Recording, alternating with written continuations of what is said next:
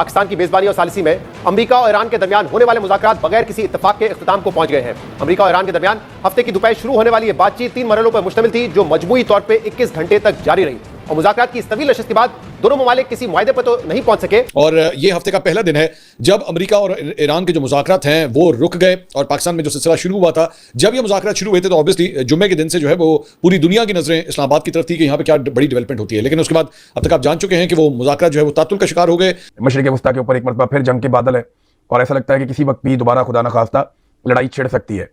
देखिए, होना तो ये चाहिए कि लड़ाई दोबारा ना हो, लेकिन इसराइल से कोई बईद नहीं है, वो इस लड़ाई को दोबारा बढ़ावा दे सकता है और अमेरिका को दोबारा इस लड़ाई में शामिल होना पड़ सकता है। 21 घंटे की जो डिप्लोमेसी थी उसके बाद बदकिस्मती से हम एंगेज रहे ईरानियंस के साथ। असल में 21 घंटे नहीं थे, 15 घंटे की एंगेजमेंट थी, लेकिन उन्होंने कहा कि उसका बदकिस्मती से कोई रिजल्ट नहीं निकल सका और हमारी नाकाम हो गई एंगेजमेंट और हमारा कोई एग्रीमेंट नहीं हुआ और ईरानियंस ने हमारी टर्म्स को मानने से इनकार कर दिया। आप सबको ये तो पता है कि एक तरफ मुज़ाकरात नाकाम हुए और मैंने पहले भी कहा कि ये मुज़ाकरात कहीं ना कहीं जो बेल मंडे चढ़ जाएगी, ये मैं बार बार कह रहा हूँ, ये मेरा ख्याल है 90% और शायद जंग की तरफ मुकम्मल तौर पर हम वापस ना जाएं, ये मुझे लगता है। लेकिन फिर आपको पता है कि जो ग्लोबल सिचुएशन है उसमें कुछ भी हो सकता है। और सुबह सुबह खबर ये आई कि 21 घंटे की मैराथन टॉक्स के बाद अमेरिका और ईरान के दरमियान टॉक्स यहाँ फेल हो गई। अच्छा, बहुत लोग इसके ऊपर वीलॉग्स में देख चुका हूँ, अभी सुबह से कर रहे हैं और डूम एंड ग्लूम की सिनेरियो पेश कर रहे हैं। मैं पर्सनली बड़ी ऑनेस्टली आपको बताऊं, मैं एक्सपेक्ट नहीं कर रहा था कि पहले राउंड में कुछ हल होगा।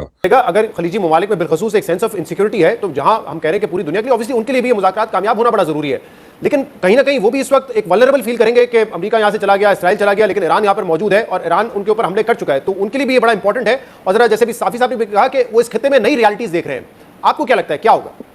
खामोशी इख्तियार किया, लेकिन इंटरनली वो अमेरिका को यही प्रेशराइज कर रहे हैं कि आप ये पीस टॉक्स में इनको कामयाब ना करें। और मैं यहाँ तक कहूँगा कि इनमें एक गल्फ कंट्री जो है वो तो एक्चुअली इस वक्त इजराइल की प्रॉक्सी के तौर पे काम कर रहा है, तो इसलिए हम तमाम गल्फ कंट्रीज के बारे में ये नहीं कह सकते कि वो इन मुज़ाकरात की कामयाबी चाहते हैं। सऊदी अरब चाहता है कामयाबी और कतर भी चाहता है, और कतर जो है उसका इस सिलसिले में ईरान के साथ राब्ता भी है। देखिए, इसकी बड़ी एक वजह समझ आ रही है, वो वजह ये समझ आ रही है कि अगर ये इस्लामाबाद में अमन मुज़ाकरात कामयाब हो जाते हैं और एक बहुत बड़ा कंप्रीहेंसिव एक पीस अकॉर्ड हो जाता है, तो उसके बाद फिर जो अब्राहम अकॉर्ड्स हैं उनका क्या होगा? वो जो अब्राहम अकॉर्ड के नतीजे में बहुत से जो मुस्लिम ममालिक हैं उन्होंने इजराइल के साथ सफारती ताल्लुकात कायम किए, तो उसका क्या होगा? क्योंकि उसको तो ब्रेक लग जाएगी, अब्राहम अकॉर्ड को तो ब्रेक लग जाएगी, क्योंकि अब ये जो ईरान ने इनके साथ किया है, इजराइल के साथ भी और उसके इत्तेहादियों के साथ भी, तो उसके बाद एक बात तो बिल्कुल तश्तसबाम हो चुकी है कि अब America is no more a super power और अमेरिका इस पोजीशन में नहीं है कि इस रीजन में अपने किसी भी इत्तेहादी को वो सिक्योरिटी फराहम करे। अमेरिका ने इन गल्फ कंट्रीज को जो अरबों डॉलर की मालियत के जो रडार सिस्टम दिए थे वो तो सारे ईरान ने तबाह कर दिए।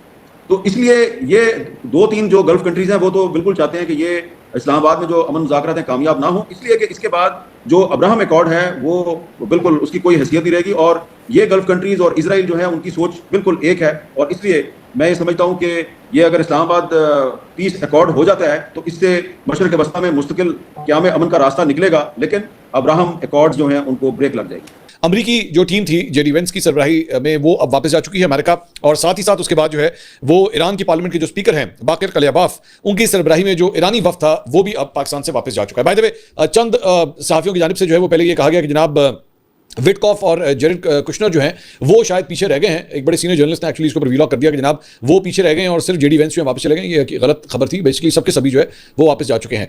तो उसके बाद आज पीर का दिन जो है वो सबसे इंपॉर्टेंट दिन इसलिए है क्योंकि आज हफ्ते की जो है वो हफ्ते का पहला दिन है और अब जो है वो मार्केट्स खुलेंगी, तब पता लगेगा कि जनाब मार्केट जो है इस सारे मामले के अंदर अब किस तरह परफॉर्म करती हैं और क्या ये मामला जो है वो मार्केट्स पैनिक में आती हैं या क्या करती हैं। बहरहाल उसके बाद अब हुआ क्या है, हमारी इत्तलात के मुताबिक जनाब अमरीकी जहाज जो है वो अपने हुर्मुज़ की तरफ जाना शुरू हो गए हैं। अब इसकी बल्कि फुटेज भी अभी थोड़ी देर में जो है मैं आपके साथ शेयर करूंगा कि उसके बाद ईरान की जानिब से उन जहाज़ों को जो है बाकायदा वार्निंग दी गई कि आप अपना रास्ता रोक लें वरना हम आपके ऊपर फायरिंग शुरू कर देंगे। ये एक वीडियो है जो मैं थोड़ी देर में आपके साथ जो है मैं शेयर करूंगा। अलबत्ता डोनाल्ड ट्रंप ने जो इस्लामाबाद के मुज़ाकरात हो रहे थे उसके बाद अपना पहला रिएक्शन दिया है। उन्होंने वज़ीर आज़म शहबाज शरीफ और फील्ड मार्शल आसिम मुनीर की तारीफ करते हुए उन्हें गैर मामूली शख्सियत करार दिया है।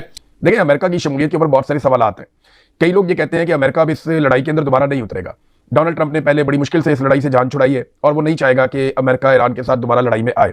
लेकिन दूसरी तरफ कुछ लोगों का ये दावा है कि अमेरिका ने इस टाइम को इस्तेमाल किया है बड़े पैमाने पर मशरिक़ वस्ता में हथियार पहुंचाने के लिए, या अपने नए इत्तेहादी बनाने के लिए, या अपने साथ दीगर ममालिक को लेकर लड़ाई में उतरने के लिए। बहुत सारी पेशरफ्त मशरिक़ वस्ता में हुई है, बहुत सारे हथियार पहुंचे हैं, बहुत सारे बहरी बेड़े जो हैं वो हैं, और इत्तेहाद भी बना। एक आपको मैंने बताया था कि बरतानिया ने भी 50 मुल्कों का एक इत्तेहाद कायम करने का दावा किया है अमेरिका के साथ मिलकर आबनाए हुर्मुज़ को खोलने के लिए, लेकिन अक़वाम मुत्तहिदा ने इसके ऊपर किसी किस्म की कॉन्सेंट नहीं दी।